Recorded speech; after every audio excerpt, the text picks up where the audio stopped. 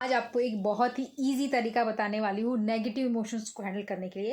Actually मैं उस problem को बताऊंगी जो आपको समझ में नहीं आ रहा है। मतलब सडनली आपके मन में कोई थॉट आ गया, कुछ प्रॉब्लम आ गया and you don't know how to handle it.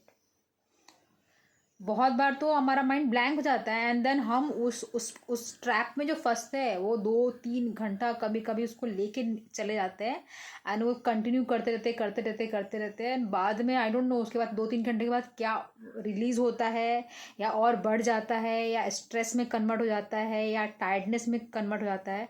तो वो होता है, मेरे साथ बहुत होता था। एक थॉट आया, एक प्रॉब्लम आ गई, स्टकनेस आ गया माइंड में कि अरे वो हो रहा है, अरे मेरे लाइफ में ये नहीं हो रहा, अरे वो अटका पड़ा है, वो अटका पड़ा है। एंड देन उसके स्ट्रेस में और लंबा लंबा लंबा लंबा लंबा खिंच जाता था।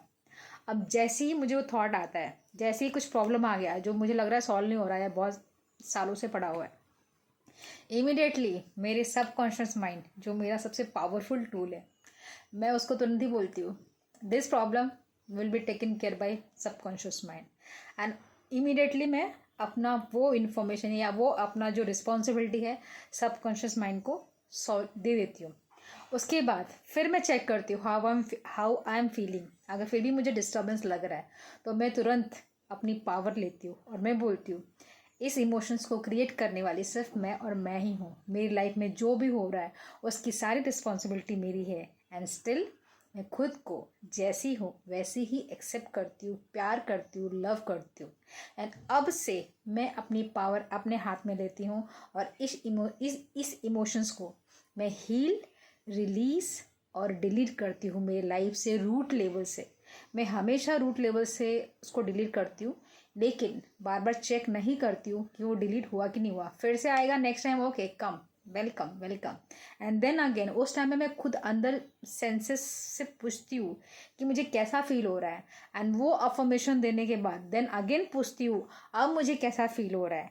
एंड देन अगर वो रिलीज हो, ऑटोमेटिक कुछ टाइम के बाद वो रिलीज हो जाता है। अगर वो बचता है तो मैं फिर से उसको हील करती हूँ, या मैं बोलती हूँ कि I refuse to give power to any person, any place, anything, any emotions, any feeling, any pattern to disturb me or annoy me।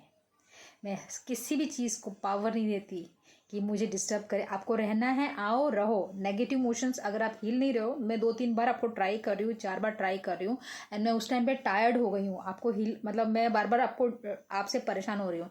तो सबसे पहले मैं आपसे होने वाले परेशानी का कंट्रोल अपने हाथ में लूँगी और मैं बोलूँगी मैं किसी को भी पावर नहीं देती हूँ कि कोई भी मुझे आके डिस्टर्ब करे। तो वो रोल, वो वहाँ पे आपको पावर मिल जाएगी। एंड वो इमोशंस अगर होते हुए भी आपको डिस्टर्ब नहीं कर रहा होगा, आपके सेंसेस को, आपके इमोशंस को अफेक्ट नहीं कर रहा होगा, और आप अपनी एनर्जी बचा लोगे। तो ट्राई करके देखिए, बहुत हेल्पफुल है। Thank you.